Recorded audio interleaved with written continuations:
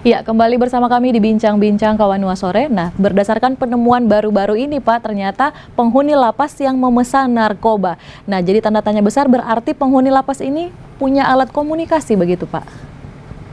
Pak Syamsuddin. Terima kasih. Memang kami di lapas ya, sesuai dengan SOP kami, langkah-langkah yang progresif yang telah kami lakukan, itu telah kami lakukan penggeledahan, Bu. Baik itu penggeledahan rutin maupun insentif. Seberapa sering penggeledahannya, Penggeledahan Pak? itu dilakukan setiap bulan itu bisa 2-3 kali, tergantung kondisi, Bu. Bahkan ada juga yang insentif itu kami lakukan. Kalau itu memang ada kondisi-kondisi yang perlu kami lakukan.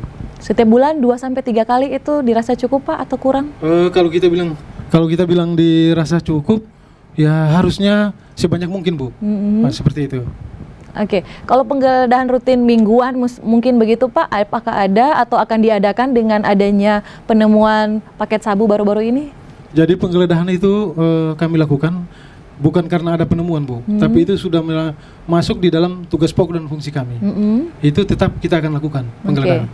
Tapi tetap saja selalu ada yang lolos. Itu bagaimana, Pak, tanggapannya? Memang kami tidak bisa pungkiri, Bu, ya, tapi tetap semaksimal mungkin kami akan lakukan penggeledahan, pengawasan, pengontrolan kepada sekian banyak narapidana di dalam. Jadi bukan berarti kami lakukan satu kali, tapi kami tetap eksis untuk melakukan, Bu. Dan kalaupun ada, coba-coba mungkin ada petugas, itu akan dilakukan tindakan tegas. Salah satu bukti nyata seperti yang kita lihat bersama itu, Bu. Seperti itu. Oke, nah ke Pak Gustaf, dengan adanya penemuan-penemuan seperti ini yang sepertinya berulang dan susah untuk dihentikan dari Ditres Narkoba sendiri, ada cara-cara khusus yang ditempuh nantinya, Pak, atau bagaimana? Jadi kami dari Direktorat Reserse Narkoba, tugas kami adalah melakukan penindakan terhadap pelaku tindak pidana penyalahgunaan narkoba itu sendiri. Nah, berkait dengan pencegahan itu atau antisipasi itu, kita selalu berkoordinasi dengan pihak lapas. Bahkan kami sangat terbantu oleh pihak lapas karena pihak lapas sendiri apabila kami membutuhkan orang-orang yang diduga terlibat dalam penyalahgunaan narkoba ini, khususnya pada warga binaan itu, dari lapas itu sangat membantu kami. Jadi kapanpun, mau malam, tengah malam, subuh, kalau kami memang datang ke sana pasti dilayani. Jadi memang dari pihak lapas sendiri sangat intens untuk memberantas itu. Cuma memang mungkin karena keterbatasan dan kendala-kendala yang lain, sehingga mungkin kemungkinan untuk ada yang lolos, terutama untuk HP ini pasti ada, karena namanya penjahat itu dia selalu punya cara untuk berusaha untuk mengelabui petugas sendiri. Sepandai-pandainya petugas, lebih pandai penjahatnya begitu?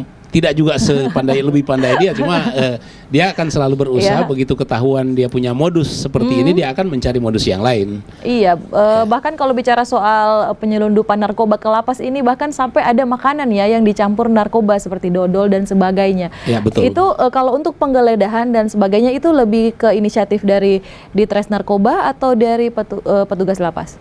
Jadi kalau kita, misalnya saya pikir untuk penggeledahan barang-barang bawaan pengunjung ataupun ya terutama pengunjung itu memang kewenangan dari lapas itu sendiri.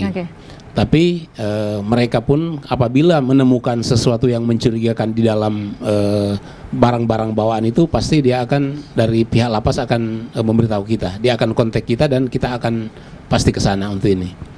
Untuk menindaklanjuti itu. Nah, Pak, ini kan barang-barang pastinya masuk dari luar begitu, Pak, ya. Untuk pelaku-pelaku atau napi yang memang sudah selalu melakukan kesalahan, apakah masih diizinkan untuk ada yang mengunjungi?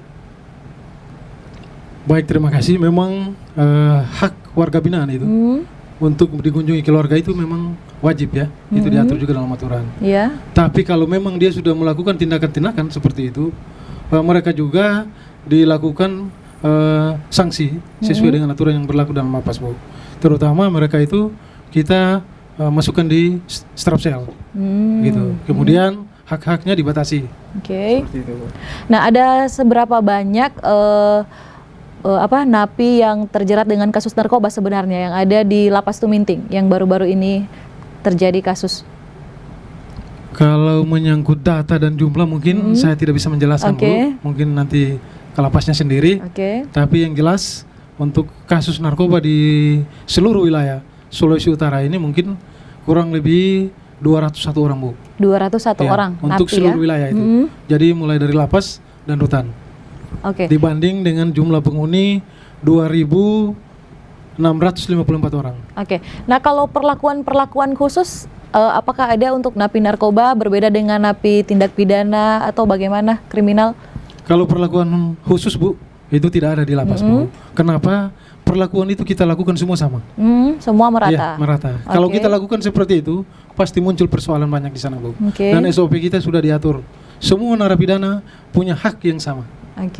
Jadi tidak ada perlakuan khusus, Bu. Tidak ada perlakuan khusus, semua narapidana diperlakukan sama. Oke, nah Pak Gustaf, baru-baru ini pelakunya itu warga Sulawesi Utara atau dari luar daerah, Pak? Untuk warga binaan yang kembali melakukan tindak pidana penyalahgunaan narkoba itu sendiri, memang ada yang melakukan sebelumnya itu di daerah Sulawesi Utara, ada juga yang dari daerah lain, ada yang dari Ternate, ada yang dari Palu. Jadi memang di dalam peredaran itu sendiri kita tahu bersama bahwa untuk daerah Sulawesi ini, daerah khususnya Sulawesi Utara ini, Manado ini, sumber barangnya itu berasal dari luar. Jadi ada yang dari Ternate, dari Palu, dari Kalimantan, dan pelaku-pelaku yang sudah divonis itu ada juga yang dari luar kemudian dipindahkan ke lapas ini dan kembali dia melakukan perbuatan yang sama di sini, mengulangi lagi perbuatannya itu. Seperti tidak jera begitu, Pak. Sebenarnya penegakan hukumnya seperti apa? Saya pikir kalau untuk penegakan hukumnya, khususnya kami dari penyidik Polda, dari penyidik Polri secara umum, untuk pelaku tindak pidana narkoba ini sudah jelas, undang-undang sudah jelas mengatur, dan kita tidak pernah memberikan keringanan atau memberikan pasal-pasal yang meringankan pada pelaku itu. Kemudian proses hukumnya kan tidak hanya di polisi saja, di kejaksaan proses penuntutannya, kemudian di pengadilan untuk proses peradilannya. Nah, saya pikir untuk sebagian besar juga yang kita tangani itu, yang kita ajukan juga ke kejaksaan, kemudian di sidang di pengadilan itu, hukuman yang dijatuhkan itu ada yang cukup berat, ada yang sampai 10 tahun, 6 tahun paling kurang. Cuma mungkin ya sudah di dalam kan kita tidak tahu lagi apa yang terjadi di sana. Baik. Lalu bagaimana perkembangan proses hukum terhadap pelaku yang kejadiannya baru-baru ini ya, yang menyelundupkan 32 paket sabu? Kita akan bahas setelah yang satu ini. Sobat Kawanua, tetap di Bincang-Bincang Kawanua Sore.